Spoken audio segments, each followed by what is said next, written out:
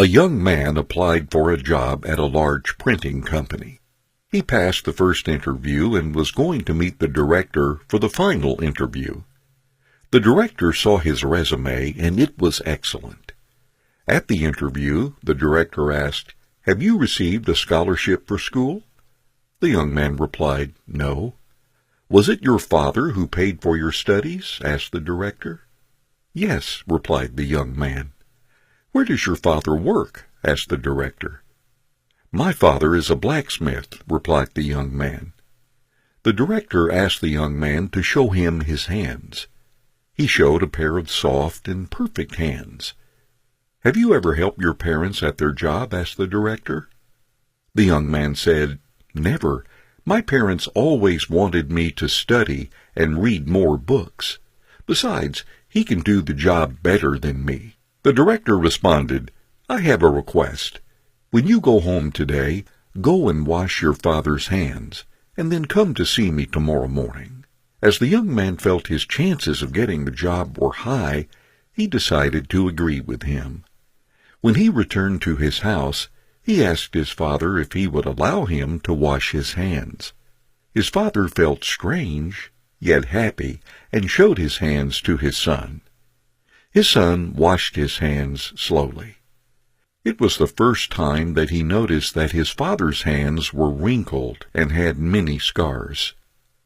Some bruises were so painful that his skin shuddered when he touched them.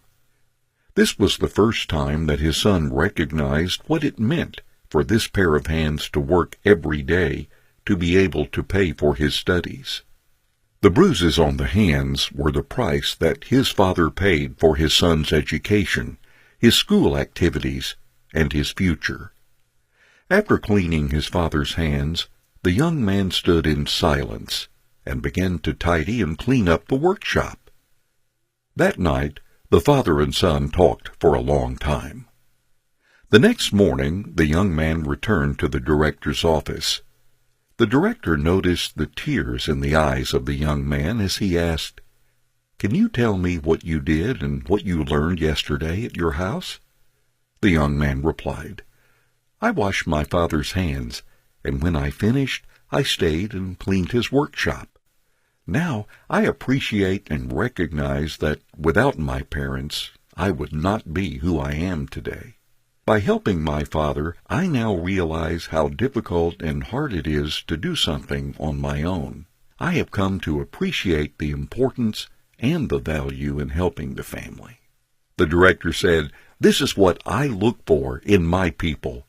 I want to hire someone who can appreciate the help of others, a person who knows the hardship of others to do things, and a person who does not put money as their only goal in life. You are hired."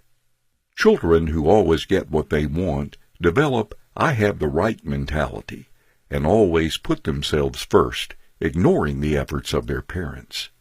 If we are this type of protective parent, are we really showing love, or are we destroying our children? These type of parents may feel that they're showing love to their children, but they are actually destroying them.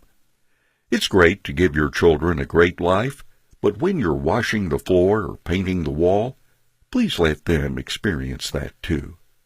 After eating, have them wash the dishes with their brothers and sisters. The most important thing is that your children learn to appreciate your efforts, to experience the difficulties, and to learn the ability to work with others to get things done.